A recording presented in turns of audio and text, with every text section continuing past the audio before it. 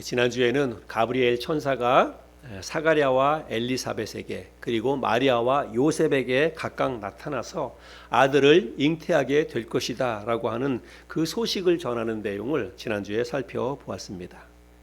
처음에 네 사람 모두 다 가브리엘 천사의 말을 믿지 못했지요. 당연하지요. 그 말을 믿을 만한 상황이 못 되잖아요. 사가랴와 엘리사벳도 나이가 많이 들어서 아이를 낳을 수 없는 상황이었고, 마리아와 요셉은 약혼은 했지만 아직까지 부부관계를 갖지 않은 처녀의 몸입니다. 그런데 아들을 낳는다니 이게 도대체 말이 안 되는 이야기니까 믿을 수가 없는 거죠. 이 사람들뿐만이 아니라 누구라도 그런 상황이라고 하면 이 천사의 말을, 사람의 말을 믿지 못할 것입니다. 그러나 우리가 아는 것처럼 가브리엘 천사는 기쁨을 전하는 하나님의 천사입니다. 하나님의 보내심을 받고 이 땅에 와서 그 이야기를 전한 사람입니다. 그래서 오늘 말씀은 가브리엘 천사가 전해주었던 그 이야기가 어떻게 성취되는지, 어떻게 이루어지는지 오늘 말씀을 통해서 우리가 그것을 확인해 볼 수가 있습니다. 오늘 우리가 함께 살펴볼 이 말씀은 크게 네 부분으로 나눠질 수 있는데요. 첫 번째 이야기는 마리아가 엘리사벳을 방문하는 그런 내용입니다. 이 마리아는 가브리엘 천사의 말을 듣고 그것이 사실인지 확인하기 위해서 엘리사벳을 찾아갑니다. 그것이라고 하는 것은 뭐냐면 이 엘리사벳이 임신을 해서 아들을 가져서 벌써 6개월이나 되었다는 거예요. 그래서 실제로 이제 그것을 확인하기 위해서, 왜냐하면 엘리사벳과 마리아는 친족 관계인데 자기가 아는 엘리사벳 그 할머니는 아기를 낳을 그런 이미 나이가 지났어요. 그랬기 때문에, 그런데 아들을 이미 배워서 6개월이 되었다고 하니까 한번 그 사실을 내가 확인해 봐야 되겠다라고 하는 생각을 가지고 엘리사벳을 찾아가게 됩니다. 그런데 이 마리아가 있는 갈릴리 나사렛은 저 북쪽이에요. 저 북쪽 갈릴리 나사렛에서 이 엘리사벳이 살고 있는 예루살렘의 산골 마을까지는, 밑에 남쪽까지는 한 150km가 됩니다. 150km. 여러분 굉장히 먼 거리예요. 오늘날 같으면 자동차가 있으니까 쉽게 가지만 이 당시에는 그런 게 아니잖아요. 산골 마을에 이 여인의 몸으로 이 산골 마을 150km를 간다라고 하는 것은 이건 한두 달 걸릴 수 있는 그런 먼 거리라고 하는 것입니다. 그런데 이 마리아는 그 먼 거리를 단숨에 달려갑니다. 천사의 말이 정말 맞는지 얼마나 마음이 다급했겠습니까? 만약에 내가 가서 엘리사벳이 진짜 아들을 임신을 해가지고 배가 나와서 6개월이 되었다라고 하는 사실이 진짜 맞는다면 또 뭐가 맞는 거예요? 자기에게도 가브리엘 천사가 아들을 낳겠다고 말씀했던 그 사실도 이제 믿을 수가 있는 거죠. 그러니까 그거를 확인하기 위해서 달려갔다는 것입니다. 그래서 마리아가 엘리사벳의 집에 도착해서 이제 문안 인사를 하는데요. 이 엘리사벳과 그 마리아는 친족 관계다 이렇게 이야기합니다. 지난주에 살펴봤는데 36절에 보면 친족 관계다 이렇게 이야기를 합니다. 친족은 우리나라는 아버지 쪽으로는 8촌까지가 친족으로 우리가 법적으로 그렇게 이야기하고요. 어머니 쪽으로는 4촌까지가 친족 관계라고 그렇게 이야기합니다. 아마 이 범주 안에 그렇게 들어 있었을 거라고 생각을 합니다. 근데 이제 많은 성경 학자들이 마리아와 엘리사벳이 사촌지간이었을 것이다 이렇게 이야기를 해요. 그래서 마리아의 어머니와 엘리사벳의 어머니가 친자매였을 것이다 이렇게 이야기를 하거든요. 그것이 정확한지는 모르겠지만 만약에 마리아의 어머니와 엘리사벳의 어머니가 친자매라고 하면 마리아와 엘리사벳은 어떤 관계예요? 사촌 관계인 거죠. 사촌. 이종이에요? 이종 사촌이라 그런가요? 그거를? 엄마, 이제 부모 쪽이 같으니까. 네. 그런데 아마도 이종 사촌간이긴 하지만 나이 차이가 굉장히 많이 있었을 것 같아요. 마리아는 아직 결혼하지 않은 처녀이고 엘리사벳은 임신할 수 없는 나이가 많이 든 할머니니까 사촌지간이긴 하지만 나이 차이가 나는 그런 관계라고 할 수 있습니다. 그래서 마리아가 이제 문안 인사를 하는데, 문안 인사를 하러 가서 문안 인사를 할 때 엘리사벳의 그 몸속에 있는 아기가 이제 그 태동을 했다는 것입니다. 그런데 그 태동이 평상시의 태동하고는 많이 달랐던 것 같아요. 그래서 엘리사벳이 이 마리아가 찾아온 것을 느끼고 내 뱃속에 있는 아기가 이제 태동을 하는데 그것을 가지고 조금 좀 달리 해석을 했다는 것입니다. 그래서 42절 43절 말씀에 보면 큰 소리로 불러 이르되, 이제 누구한테 이야기하는 거냐면 엘리사벳이 자기를 그 방문했던 마리아에게 하는 이야기예요. 큰 소리로 불러 이르되 여자 중에 내가 복이 있으며 내 태중의 아이도 복이 있도다. 내 주의 어머니가 내게 나오니 이 어찌된 일인가. 여러분, 이게 사촌 동생쯤 뻘 되는 그런 사람에게 할 수 있는 이야기인가요? 보통 그렇게 하는 이야기가 아니잖아요. 여자 중에 네가 복이 있다. 내 태중의 아이도 복이 있다. 지금 처녀를 향해서 그렇게 이야기를 하고 있습니다. 그러면서 내 주의 어머니가 나한테 나아오니 이게 어찌된 일인가, 이렇게 이야기를 하고 있습니다. 여러분, 지금 엘리사벳이 이렇게 이야기하는 것은 그냥 그의 생각대로 이야기하는 게 아니에요. 그래서 41절 말씀해 보면 성령의 충만함을 받아서 이렇게 이야기를 했다라고 하는 것입니다. 그래서 하나님께서 엘리사벳에게 그런 것들을 깨닫게 해주시고 그런 말을 지금 하게끔 이야기를 했다는 것입니다. 이게 첫 번째, 오늘 본문에서 다루고 있는 첫 번째 스토리이고요. 두 번째 이야기는 일명 마리아의 찬가라고 그렇게 알려진 이야기입니다. 마리아가 직접 이제 마리아가 엘리사벳의 집에 도착해서 보니까 엘리사벳이, 여러분 저는 남자라서 잘 모르는데 임신해서 6개월 정도 되면 배가 좀 나오죠. 네, 배가 나오죠. 그래서 가서 보니까 이미 엘리사벳이 배가 이만큼 나왔어요. 그리고 또 엘리사벳이 뭐라고 얘기하냐면 여자 중에 네가 복이 있다. 그렇게 얘기하면서 또 내 태중에 복이 있다. 내 주의 어머니가 나한테 나와서 인사하니 이게 어찌된 일인가, 이런 얘기를 하는 거예요. 그래서 그런 것들을 직접 가서 엘리사벳의 임신한 모습을 보고 또 엘리사벳이 자기한테 하는 이런 말을 모두가 듣고 보니까 가브리엘 천사가 나한테 한 말이 사실이구나. 이제 비로소 그 마리아가 깨닫고 믿게 되었을 것이라고 생각을 합니다. 그래서 이제 마리아는 엘리사벳의 이런 인사말을 듣고 하나님을 찬양합니다. 46절부터 50절까지인데요. 제가 읽어보겠습니다. 마리아가 이르되 내 영혼이 주를 찬양하며 내 마음이 하나님 내 구주를 기뻐하였음은 그의 여종의 비천함을 돌보셨음이라. 보라, 이제후로는 만세에 나를 복이 있다 일컬으리로다.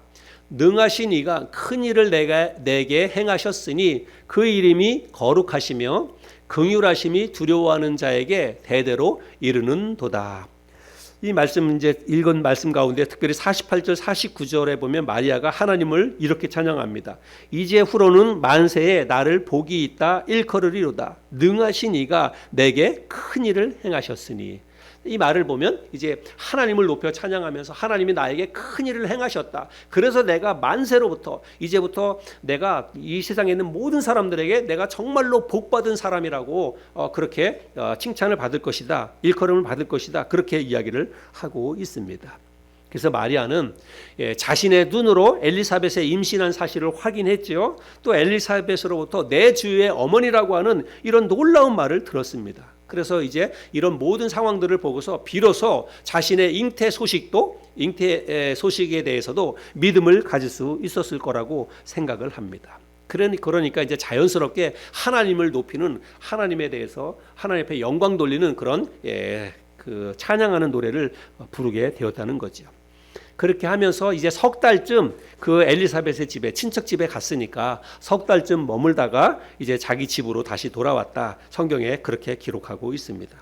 이것이 이제 두 번째, 오늘 그 본문에 기록된 두 번째 스토리이고요. 세 번째 이야기는 침례 요한의 출생 이야기입니다. 그래서 엘리사벳이 이제 드디어 아들을 낳게 되는데, 아들을 낳아서 8일째 되는 날에 할례를 하게 되었습니다. 유대인들은 기본적으로 아들을 낳으면 8일 만에 할례를 하게 되거든요. 유대인의 율법에 따라서. 그래서 이 엘리사벳과 사가랴도 아들을 낳아서 이제 8일째 되는 때에 그 할례를 하게 됩니다. 그래서 이제 사람들의 친척들이 모여 있는 곳에 가서 할례를 하게 되는데, 할례를 하면서 아이의 이름을 짓게 되는 것 같아요. 그래서 할례를 하면서 이제 아이의 이름을 짓게 되는데, 옆에 있는 친척 사람들이 다 이 태어난 아기의 아버지가 누구예요? 아버지의 이름이 뭡니까? 사가랴잖아요. 사가랴.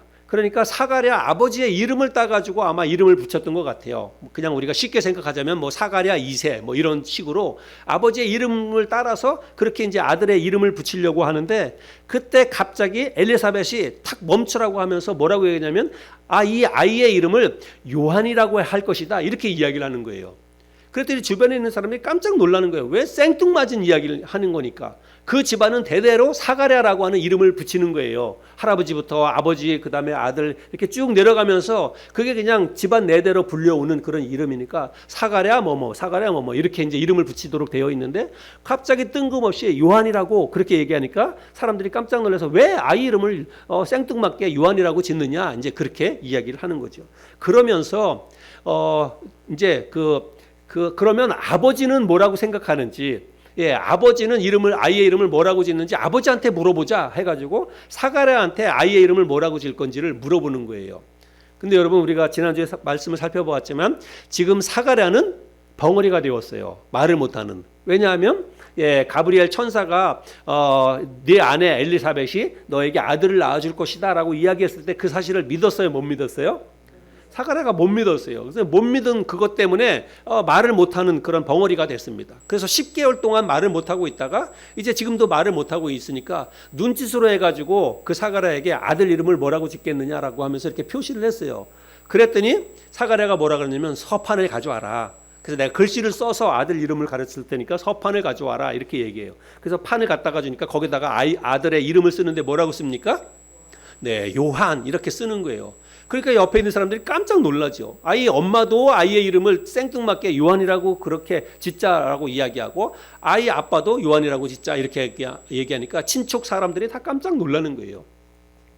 근데 사가랴와 엘리사벳이 아이의 이름을 요한이라고 짓는 것은 가브리엘 천사가 처음부터 와서 아들을 낳을 것인데 그 이름을 뭐라고 하냐면 요한이라 하라, 이렇게 얘기했거든요. 그러니까 사가랴와 엘리사벳은 당연히 천사의 말을 듣고 아이의 이름을 요한이라고 짓겠다라고 이야기를 했다는 것이죠. 그래서 그렇게 서판에다가 아이의 이름을 요한이라고 딱 기록하는 순간에 사가랴의 입이 풀렸어요. 그래서 그때부터 시작해서 사가랴가 다시 말을 하게 되었다. 그러니까 옆에 있는 사람들이 너무나 신기한 장면들을 보면서 사람들이 깜짝 놀랐다. 성경은 그렇게 기록하고 있습니다. 이게 세 번째 스토리이고요.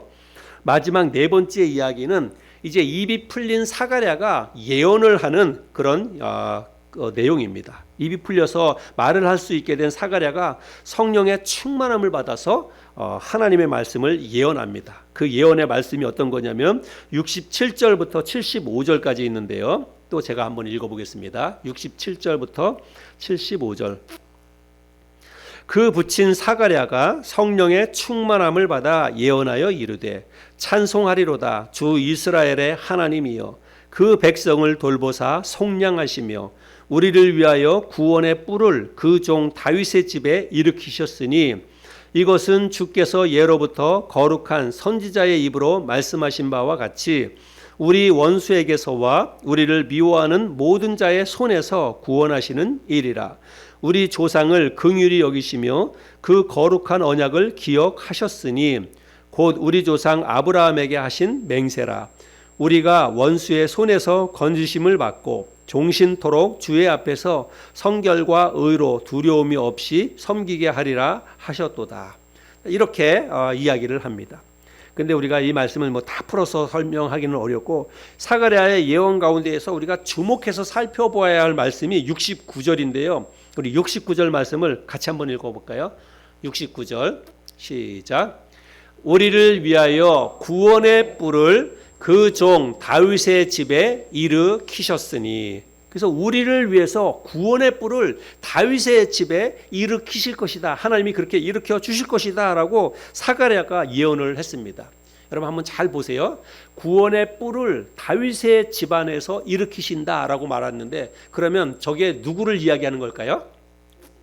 예수님을 이야기하는 것입니다. 구원의 뿔을 다윗의 집안에서 구원의 뿔이 나타나도록 그렇게 하나님이 역사하실 것이다. 앞으로, 지금은 아닌데 앞으로 그렇게 역사하실 것이다. 그렇게 이야기를 했습니다. 여러분 이거는 예수 그리스도를 이야기하는 것입니다. 우리가 잘 아는 것처럼 우리 예수 그리스도 예수님은 유다 지파 다윗의 후손으로, 이스라엘에는 12지파가 있잖아요. 근데 예수님은 유다 지파, 다윗도 유다 지파거든요. 그래서 유다 지파의 다윗의 후손으로 예수님이 이 땅에 그 족보상으로는 그렇게 태어나게 되었다는 사실이지요.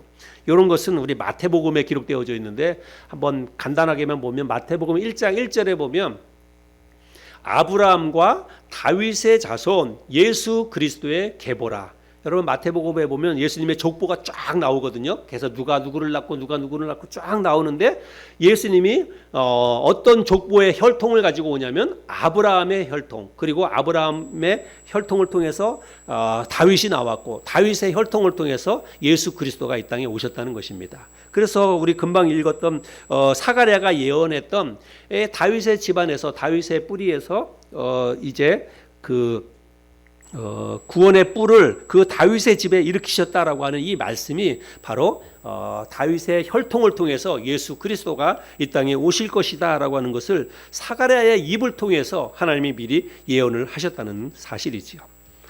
그리고 이 모든 일이 이제 선지자, 거룩한 선지자의 입을 통해 예언되어 있었다라고 말합니다. 그래서 하여간 이 예수님이 다윗의 집안을 통해서 이 땅에 오실 것이다라고 하는 이런 모든 것들이요, 선지자의 입을 통해서 미리 예수님이 이 땅에 태어나기 전에 미리 이런 것들이 다 예언되어 있었다라고 이야기하고 있는데요. 70절과 71절 말씀을 읽어보겠습니다.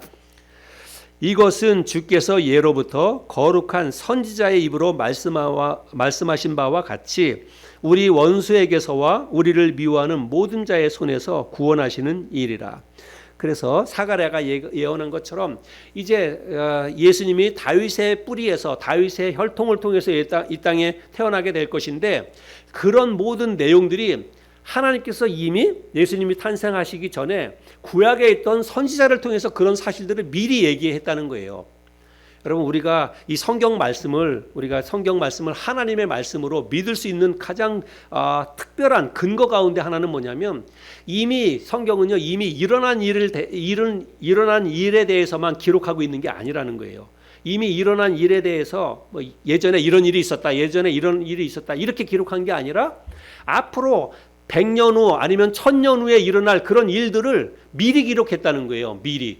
여러분, 이게 참 놀라운 거 아닙니까? 예. 앞으로 지금은 일어나지도 않았는데 앞으로 500년 후에 아니면 1000년 후에 이런 일이 일어날 것이다, 이런 일이 있을 것이다, 이런 것들을 미리 하나님이 선지자를 통해서 기록을 해 주셨다는 것입니다. 그런데 나중에 보면 그렇게 실제로 그런 일들이 이루어지는 거예요. 여러분, 이게 정말 놀라운 일 아닙니까? 그래서 여기서 선지자의 입을 통해서 이게 예언되어져 있었다라고 말하고 있는데, 이 선지자가 누구냐면 구약에 있는 예레미야 선지자입니다. 예레미야 선지자. 그래서 예레미야 23장 5절 6절에 보면 금방 읽었던 이 말씀이 기록되어져 있는데요. 한번 제가 읽어볼게요. 여러분 한번 자막을 보시기 바랍니다. 여호와의 말씀이니라. 보라, 때가 이르리니 내가 다윗에게 한 의로운 가지를 일으킬 것이라. 그가 왕이 되어 지혜롭게 다스리며 세상에서 정의와 공의를 행할 것이며, 그의 날에 유다는 구원을 받겠고 이스라엘은 평안히 살 것이며, 그의 이름은 여호와 우리의 공의라 일컬음을 받으리라. 자, 우리 그 앞절에 5절 말씀을 다시 한 번만 보여주세요. 여기 말씀에 보니까 노란색으로 표시되어 있는 내가 다윗에게 한 의로운 가지를 일으킬 것이라. 금방 이 말씀이 우리가 오늘 누가복음 1장에서 사가랴가 예언했던 바로 그 말씀 아닙니까? 그래서 다윗의 뿌리를 통해서, 다윗의 씨를 통해서 여기서 다윗에게 한 의로운 가지를 일으킬 것이다. 여러분, 이 말을 구약에 있는 예레미야 선지자가 이미 이런 말씀을 했다는 거예요. 근데 그 예레미야 선지자는 어느 시대에 살았던 사람이냐면 예수님이 태어나기 전, 그러니까 BC가 되죠. BC 600년경에 활동했던 선지자예요. 실존 인물입니다. 예수님이 태어나기 600년 전에 예수님이 다윗의 가문에서, 다윗의 혈통을 통해서 이 땅에 태어나게 될 것이다 라고 하는 것을 예언을 했다는 것입니다. 그리고 이제 오늘 우리가 누가복음 말씀을 살펴보는데 600년 후에 그 예언의 말씀 그대로 예수님이 이 땅에 태어나게 되었다는 사실이죠. 자, 여기까지가 이제 오늘 살펴볼 그런 그런 말씀이고요. 76절부터 기록된 이 예언의 말씀은 예수님에 대한 말씀이 아니라 사가랴가 자기 아들인 요한에 관해서 예언하는 말씀입니다. 자기 아들, 이제 아직까지는 안 태어났어요. 이제 곧 태어나게 됩니다. 곧 태어날 자기 아들에 대해서 예언의 말씀을 사가랴가 하게 되는데 뭐라고 예언하냐면 76절부터 80절까지입니다. 또 제가 읽어보겠습니다. 이 아이여, 내가 지극히 높으신 이의 선지자라 일컬음을 받고, 자기 아들에 대해서 예언하는 거예요. 주 앞에 가서 그 길을 준비하여 주의 백성에게 그 죄 사함으로 말미암는 구원을 알게 하리니, 이는 우리 하나님의 긍휼로 인함이라. 이로써 돋는 해가 위로부터 우리에게 임하여 어둠과 죽음의 그늘에 앉은 자에게 비치고 우리 발을 평강의 길로 인도하시리로다 하니라. 아이가 자라며 심령이 강하여지며 이스라엘에게 나타나는 날까지 빈들에 있으니라. 그래서 자기 아들 요한에 대해서 이렇게 예언을 했습니다. 근데 여러분, 이제 갓 태어날 그런 자기 아들이 장차 무슨 일을 할 것이며 또 어떤 삶을 살게 될 것을 알고 미리 예언하는 아버지가 있습니까? 아직 태어나지 않았어요. 이제 금방 태어날 애기입니다. 근데 내 아들이 태어나면 앞으로 장차 어떤 사람이 될 것이고 어떤 일을 할 것이고 어떤 인생을 살 것이고 이거를 미리 알고 예언하는 아버지가 있습니까? 예, 없어요. 예, 그렇게 되기를 바라는 소망은 가질 수 있습니다. 그러나 그거를 알고 예언하는 아버지는 없습니다. 그런데 사가랴는 자기 아들이 장차 어떤 일을 하게 될 것이다 라고 하는 것을 미리 지금 예언을 하고 있다는 것입니다. 이거는 사가랴가 뭔가 지혜가 충만해서 지혜가 있어서 그렇게 얘기하는 게 아니라 하나님께서 성령을 통해서 사가랴를 그렇게 깨닫게 해주셔서 성령의 충만함을 받아서 그렇게 자기 아들에 대해서 예언을 했다는 것입니다. 그리고 자기 아들에 대해서 예언한 것이 훗날 어떻게 성취되는지 정확하게 성취가 되거든요. 어떻게 성취되는지는 마가복음에 기록되어져 있습니다. 마가복음 1장 1절부터 5절까지 보면 사가랴가 예언했던 그대로 자기 아들이 그런 삶을 살게 되는데요. 제가 한번 읽어보겠습니다. 하나님의 아들 예수 그리스도의 복음의 시작이라. 선지자 이사야의 글에 보라, 내가 내 사자를 내 앞에 보내노니 그가 내 길을 준비하리라. 이게 지금 사가랴의 아들인 침례 요한에 관한 그런 이야기입니다. 광야에 외치는 자의 소리가 있어 이르되 너희는 주의 길을 준비하라. 그의 오실 길을 곧게 하라. 기록된 것과 같이 침례 요한이 광야에 이르러 죄사함을 받게 하는 회개의 침례를 전파하니 곧 유대 지방과 예루살렘 사람이 다 나아가 자기 죄를 자복하고 요단강에서 그에게 침례를 받더라.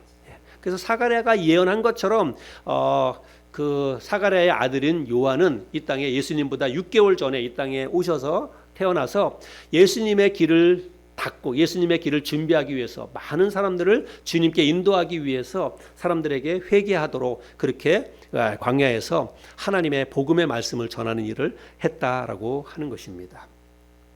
자, 이것이 오늘 우리가 본문에서 함께 살펴본 본문의 스토리입니다. 오늘 우리가 이 말씀을 통해서 생각해 볼 교훈과 우리가 믿고 섬기는 예수님에 대해서 우리가 함께 좀 생각해 보았으면 좋겠습니다. 오늘 이야기의 등장인물은 총 몇 명입니까? 등장인물은 3사람입니다. 마리아와 엘리사벳 그리고 그의 남편 사가랴, 이 3사람입니다.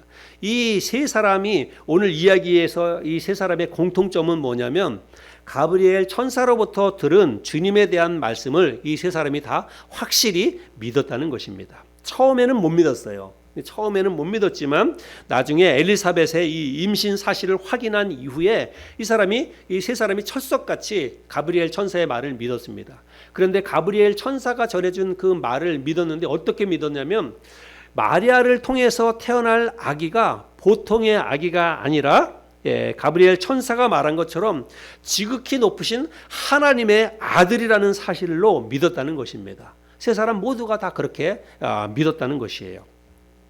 그리고 그들이 믿었던 것처럼 실제로 예수 그리스도는 이 땅에 오셔서 사람들로부터 하나님의 아들이라고 일컬음을 받았다는 것이죠. 우리가 계속되는 이제 누가복음 강해 설교 말씀을 통해서 그런 사실들을 하나씩 확인해 나가게 될 텐데 오늘은 간단하게 예수님이 진짜 사람들로부터 하나님의 아들이라고 하는 이런 그 호칭을 듣고 또 사람들로부터 그렇게 일컬음을 받았는데 그 사실만 하나만 확인하게 하고 넘어가겠습니다. 우리 예수님이 십자가에 달려 돌아가실 때 있었던 사건인데요.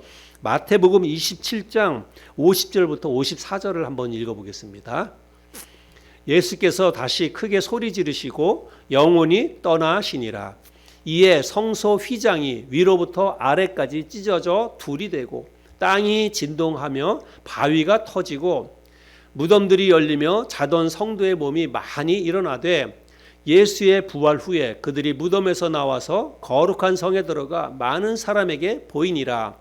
백부장과 및 함께 예수를 지키던 자들이 지진과 그 일어난 일들을 보고 심히 두려워하여 이르되 이는 진실로 하나님의 아들이었도다 하더라. 그래서 예수님께서 십자가에 달려 죽으실 때 마지막 호흡이 다 끊어질 때 천지가 개벽하는 그런 일들이 일어났습니다. 그래서 그냥 지진이 일어나고 그 주변에 지진이 일어나고 무덤들이 열리고 이런 일들이 일어났어요.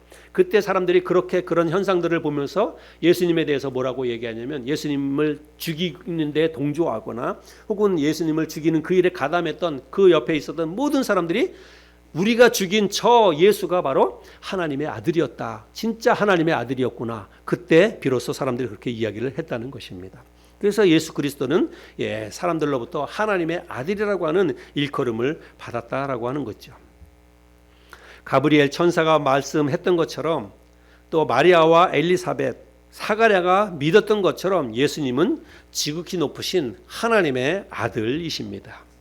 그러면 여러분, 이 지극히 높으신 하나님의 아들이 왜 낮고 낮은 이 하늘의 영광을 다 버리고 왜 이 땅에 사람의 모습으로 이 땅에 오셨을까? 여러분, 그게 중요하죠. 저와 여러분들이 주목해야 되고 또 관심을 가져야 될 것이 바로 그 지점이라고 생각합니다.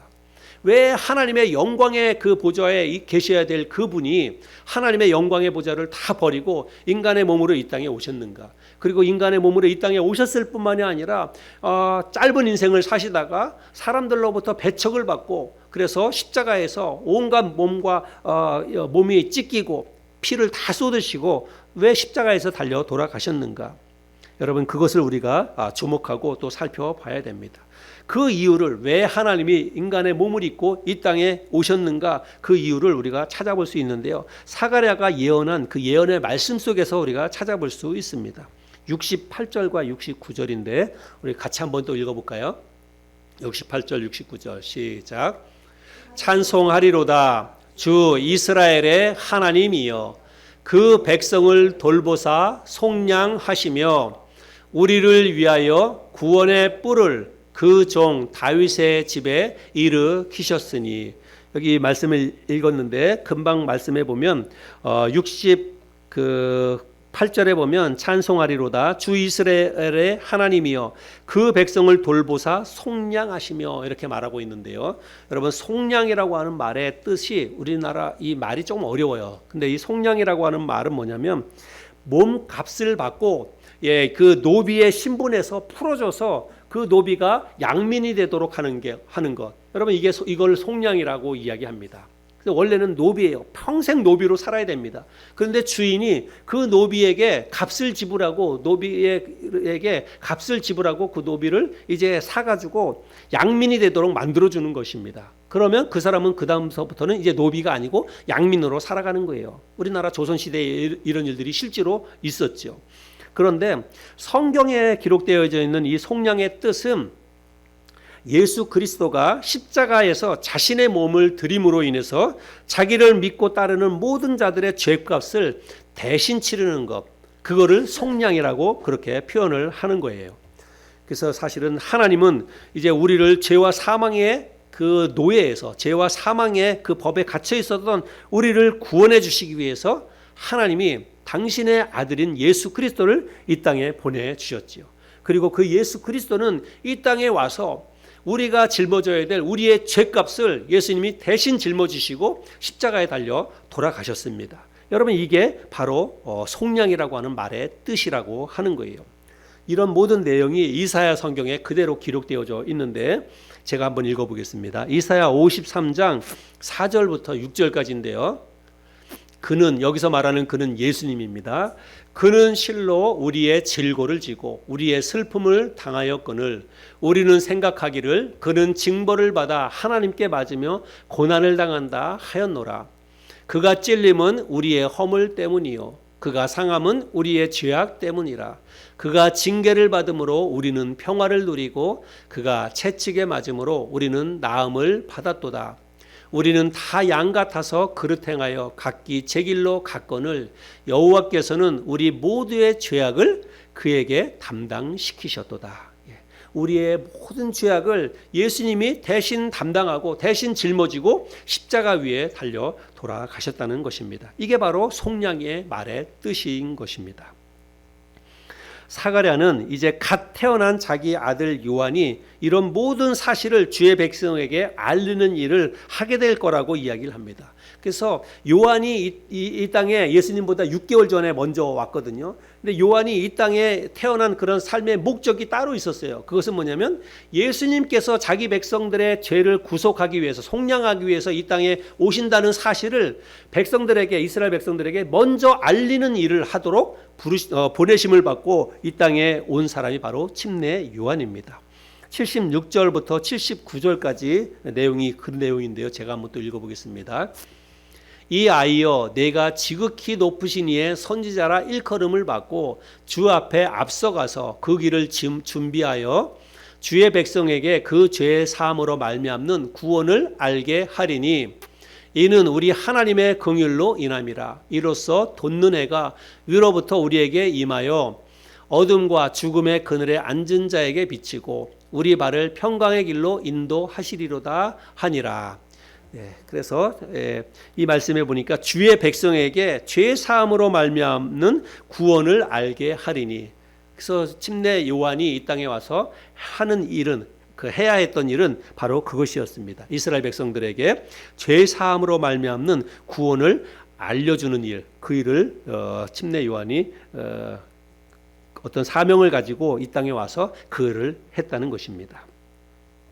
여러분, 우리가 잘 아는 것처럼 우리는 성경을 이렇게 한 권으로 가지고 있지만 구약 성경과 신약 성경, 여러분 그 사이는 우리가 뭐 한 장만 넘기면 구약 성경에서 신약 성경으로 바로 넘어가지만 구약 성경과 신약 성경 사이에는 시간의 그 간극이 있어요. 몇 년간의 시간의 간극이 있냐면 대략 한 400년간의 간극이 있습니다. 그래서 구약 성경 마지막에 선지자가 말라기인데, 말라기 선지자로부터 신약 성경 처음은 예수님이 아니라 예수님보다 더 먼저 6개월 전에 먼저 왔던 침례 요한부터 시작이 되거든요. 그래서 말라기 선지자로부터 침례 요한까지의 그 사이는 약 한 400년간의 이 시간의 간극이 있습니다. 이거를 보통 영적인 침묵기다 이렇게 이야기를 합니다. 왜 영적인 암흑기, 영적인 침묵기다 이렇게 이야기를 하냐면, 하나님께서 창세기 1장 1절에서부터 천지를 창조하신 때부터 시작해서 하나님이 끊임없이 당신의 백성들에게 하나님이 나타나셔서 말씀을 하셨어요. 하나님이 직접 말씀하시기도 하고 천사를 보내서 말씀하시기도 하고 선지자를 보내서 말씀하시기도 하고, 하나님이 계속해서 인간과 소통을 했습니다.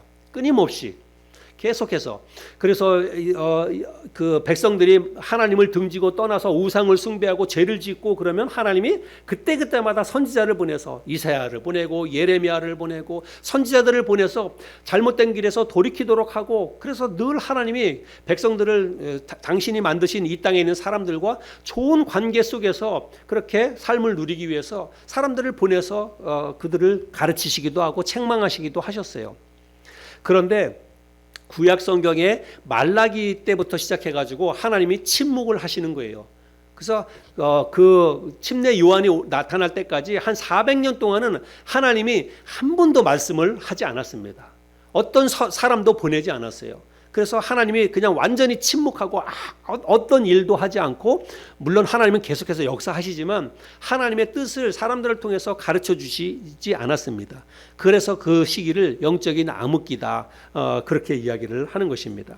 이 영적인 암흑기는 마치 우리가 자동차를 운전하고 갈 때, 여러분 요즘 우리가 운전하고 어디를 가는데 내비게이션이 없는 자동차, 여러분 우리가 그 내비게이션이 없는 자동차를 운전하고 가는 거 요즘 이렇게 뭐 상상할 수 있습니까? 요즘은 그거 진짜 상상하기 어려워요. 저만 하더라도 내비게이션이 없다 그러면 당장 뭐 고장 나거나 그러면 굉장히 당황스럽습니다. 그리고 만약에 내비게이션뿐만이 아니라 우리가 길거리를 다니는데 이정표가 없다. 한번 생각해 보세요. 어디로 가는지 이정표가 없는 데에서 내비게이션이 없는 자동차를 운전하는 그런 상황이라면 너무너무 답답하고 힘들고 혼란스럽겠죠. 이 시대가 바로 그런 때였다는 것입니다. 구약의 말라기 선지자를 끝으로 시작해서 침례 요한이 등장하는 바로 그때까지 이 신구약 사이에 이 400년의 기간이 바로 그와 같이 혼돈스럽고 어떻게 어디로 가야 할지를 모르는 그런 상태였다는 것입니다. 그런데 이런 상황 가운데 있다가 드디어 하나님이 침묵을 깨고 다시 당신의 선지자를 이 땅에 보내주시는데 그 사람이 누구냐면 바로 침례 요한이라고 하는 것입니다. 400년의 침묵 공간을 그 기간을 깨고 하나님이 다시 이 땅에 하나님이 사람을 보내서 하나님의 뜻을 가르쳐 주시는데 그 보낸 사람이 바로 침례 요한이라고 하는 것입니다. 그래서 하나님께서 침례 요한을 보내주셨는데 분명한 목적을 가지고 침례 요한을 보내주셨어요. 침례 요한을 보내주신 목적은 무엇입니까? 주의 길을 예비하라고. 예수 그리스도가 어떤 사람인지를 가르쳐 주도록 백성들에게 미리 6개월 전에 침례 요한을 먼저 보내주셨다는 사실입니다. 그래서 침례 요한이 이 땅에 와서 예수님보다 6개월 전부터 활동을 하는 거예요. 그래서 이스라엘의 광야에서 외칩니다. 백성들에게 회개하라. 너희가 다 회개하고 주님께 하나님께로 돌아와라 라고 이야기하면서 그렇게 백성들에게 회개의 메시지를 전했습니다. 그래서 이스라엘 백성들이 그 침례 요한이 전하는 그 말씀을 듣고 회개하고 다시 하나님께로 돌아오게 됩니다. 그런 사람들을 침례 요한이 요단강에서 한 사람씩 침례를 주는 그런 일들이 있었죠. 그리고 나서 드디어 이제 예수 그리스도가 본격적으로 6개월 후에 사역을 시작을 하십니다. 우리가 앞으로 이제 누가복음 말씀을 쭉 살펴보면 알겠지만 예수님이 이 땅에 오셔서 하신 일은 크게 세 가지로 구분해서 우리가 기억하면 좋습니다. 첫 번째는 뭐냐면 말씀을 직접 가르치셨어요. 이미 소년 시절부터 시작해가지고 사람들이 유대인들은 늘 회당에 모이기를 좋아하거든요. 유대인들은 이 토론을 좋아합니다. 모여서 어떤 주제를 가지고 토론하는 것을 좋아하는데 특별히 이 유대인들은 회당에 모여서 구약의 율법을 가지고 토론하고 이야기하고 그렇게 가르치고 이런 일들을 했습니다. 그래서 이스라엘 백성들이 회당에 모여서 구약의 율법을 토론할 때마다 예수님이 거기 자리에 껴가지고 이스라엘 백성들에게 구약에 있는 유언의 말씀을 가르치기도 하고 그랬다는 것입니다. 그리고 또 한 가지는 천국 복음을 직접 전하기도 하시고 그 다음에 또 마지막 세 번째로는 병든 자들, 귀신 들린 자들을 고치시는 그런 일들을 예수님이 하셨습니다. 그래서 예수님이 이 땅에서 본격적으로 사역을 하신 것은 한 3년 반 정도 되는데 3년 반 동안 예수님이 하셨던 일은 크게 이렇게 세 가지로 구분할 수 있다라고 하는 거예요. 근데 특별히 예수님이 병든 자들을 고치시고 귀신 들린 자에게서 귀신을 내쫓아 주시고 나서 꼭 하신 말씀이 있어요. 무슨 말씀을 하시냐면 내 죄 사함을 받았느니라 이렇게 말합니다. 병자들을 고쳐주시고 귀신을 내쫓아 주시고 나서 예수님이 꼭 뭐라고 말씀하시냐면 내 죄 사함을 받았느니라 이렇게 이야기를 하십니다. 그러니까 예수님의 이런 말씀에 근거해 보면 이 어떤 질병에 걸리는 것, 귀신이 들리는 것, 여러분 이거는 다 죄로 인해서 이런 것들이 온다라고 하는 것을 우리가 구분해 알 수가 있습니다. 물론 오늘날 우리가 뭐 감기에 걸린다든지 어떤 질병에 걸린다든지 혹은 뭐 암에 걸린다든지 그걸 꼭 어떤 죄로 연관해 보기는 어렵지만 기본적으로 인간에게 어떤 질병이 찾아온 그 원인이 사실은 죄에 있다라고 하는 것입니다. 우리는 이걸 기억해야 돼요. 그래서 제가 여러분에게 누누이 얘기하지 않습니까? 사람이 왜 죽느냐? 여러분 사람은 늙고 병들어서 죽는 게 아닙니다. 사람이 죽는 근본적인 이유는 죄 때문에 죽는 거예요. 인간은 죄로 인해서 이 땅에 인간에게 질병이 찾아왔고 그 질병의 어떤 원인, 질병의 후유증으로 사람이 죽게 되는 거예요. 그래서 사람이 죽는 근본적인 원인은 죄로 인해서 죽는다는 것입니다. 그래서 질병이 떠나가는 것은 질병을 떠나보내면서 예수님께서 이제부터 너는 죄 사함을 받았다 이렇게 예수님이 말씀을 하셨다는 것입니다. 아무튼 하나님은 이 죄와 사망으로 고통받는 이 세상 사람들을 구원하기 위해서 당신의 아들인 예수 그리스도를 이 땅에 보내주셨다는 사실입니다. 어둠의 세력에 갇혀있는 이 땅에 있는 모든 사람들에게 이 어둠의 세력에서부터 구원받도록 하기 위해서 당신의 아들인 예수 그리스도를 이 땅에 보내주셨다는 거예요.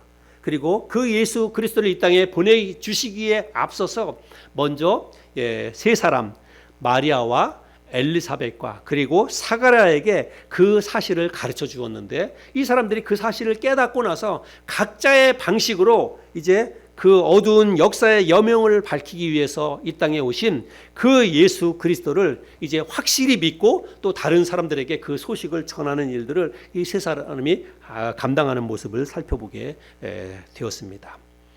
오늘 우리가 오늘 함께 나눈 이 말씀을 통해서 이제 이 세 사람이 믿게 됐던 이 사실, 예수님에 대한 이 사실을 우리가 살펴보았습니다. 우리는 예수님을 직접 눈으로 본 사람이 없죠. 우리는 다 성경에 기록되어 있는 이 말씀을 가지고, 성경 말씀을 가지고 우리가 예수 그리스도를 믿는 거예요. 근데 여러분, 제가 앞서도 얘기했지만 성경 말씀이 하나님의 말씀인 것으로 여러분 믿으시길 바랍니다. 성경에 기록되어 있는 모든 사실이 하나님의 말씀이라고 하는 사실들을 여러분 믿을 수 있기를 바랍니다. 앞으로 우리가 계속해서 누가복음의 말씀을 이제 본격적으로 나누면서 예수님이 과연 어떤 일을 하셨으며 어떤 말씀을 전하셨는지를 하나하나 살펴보게 될 텐데, 이렇게 살펴보는 말씀을 통해서 우리가 믿고 섬기는 예수님이 과연 어떤 분이신지를 확실하게 알 수 있기를 바랍니다. 그것을 확실하게 알아야만 우리가 흔들리지 않는 믿음 생활을 할 수 있어요. 흔들리지 않는 믿음 생활을 해야만 우리의 삶이 기쁨으로 변화될 수가 있다는 사실입니다. 그래서 앞으로도 계속해서 나누는 이 누가복음의 말씀을 통해서 우리가 주님에 대해서 정말 분명한 믿음을 가지고 흔들리지 않는 신앙생활에 나갈 수 있는 저와 여러분 모두가 될 수 있기를 바랍니다.